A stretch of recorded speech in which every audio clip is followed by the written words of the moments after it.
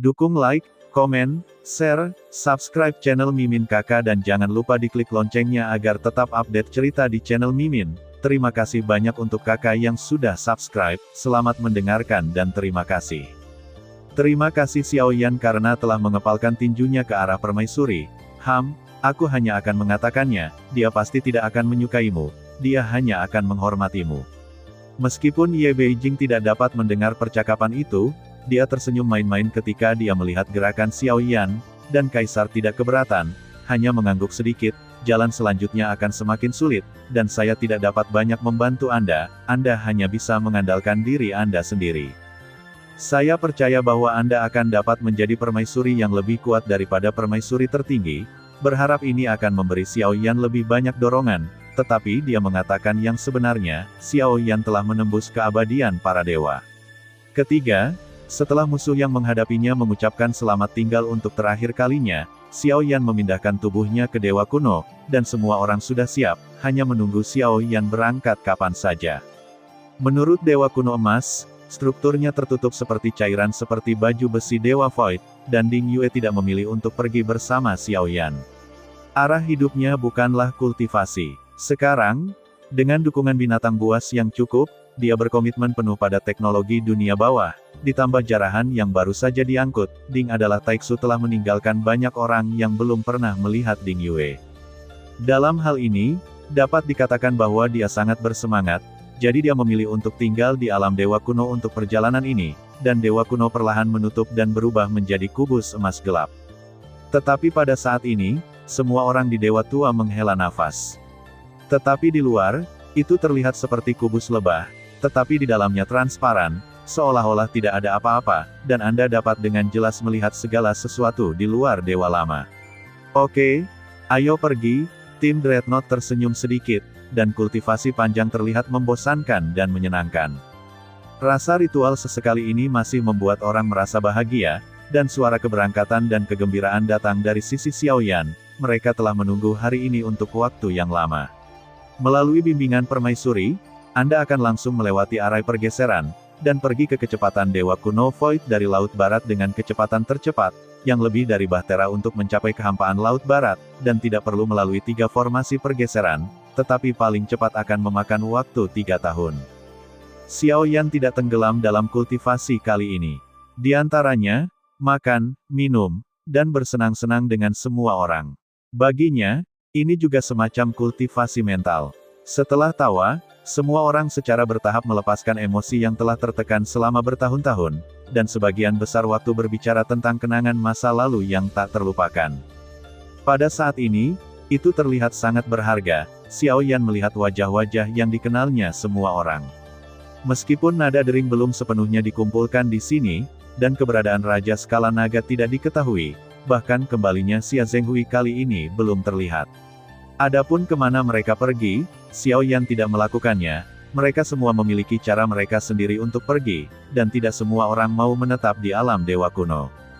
Seperti Xia Zhenghui, hidupnya penuh dengan wanita dan Ye Beijing justru sebaliknya, pasti ada beberapa alasan mengapa dia memilih untuk meninggalkan jalan mereka, dan salah satu tim Dreadnought tidak akan menghentikan Xiaoyan untuk pergi. Mereka semua memiliki kehidupan mereka sendiri di masa-masa yang bergejolak, dan kita masih bisa berkumpul di sini, yang merupakan kepuasan terbesar.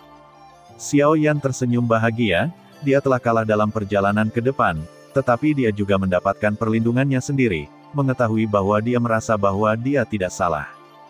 Meskipun kecelakaan nada dering membuat Xiaoyan mengalami beberapa perubahan dalam suasana hatinya, tetapi perubahan di sini adalah sublimasi untuk Xiaoyan, dan itu telah membuat kekuatannya menembus ke tingkat ketiga dari alam 9 Yuan. Tetapi sekarang meskipun Xiaoyan telah menembus ke tingkat ketiga, dia belum membukanya. Adapun kultivasi berikutnya, Xiaoyan sedikit bingung. Namun, dilihat dari kultivasi sebelumnya, jalan keabadian para dewa lebih memperhatikan kultivasi keadaan pikiran, dan jalan untuk menjadi dewa ini harus mencapai ketinggian tertentu dalam hal konsepsi ideologis, tetapi harganya juga jelas, dan keilahian akan menempatinya. Alasan mengapa Xiaoyan masih bisa menjaga hatinya sekarang.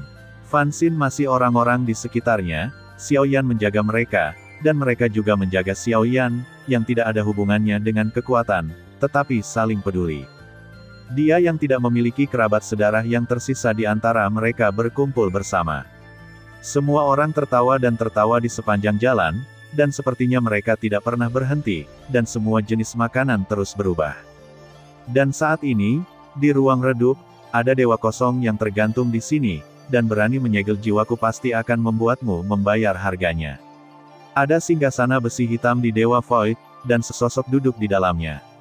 Dan jubah dan rambut berpakaian hitam juga berserakan, dan kemarahan di matanya sulit disembunyikan. Dokter Kekaisaran Suqian, mereka kembali. Tepat ketika mereka marah, seseorang melangkah maju untuk melaporkan bahwa mereka kembali. Tepat pada waktunya bagi mereka untuk datang menemui raja ini. Suzu menekan suaranya dengan sangat rendah, dan orang yang melaporkannya tiba-tiba mengambil bentuk. Seteguk darah menyembur keluar, dan dia berguling. Setelah beberapa saat, beberapa sosok perlahan muncul. Dokter Kekaisaran Suqian, Anda melakukan pekerjaan dengan baik, apakah Anda memiliki sesuatu untuk dikatakan? Tabib Kekaisaran Suqian tinggi, dan dia tidak kalah dengan Susu.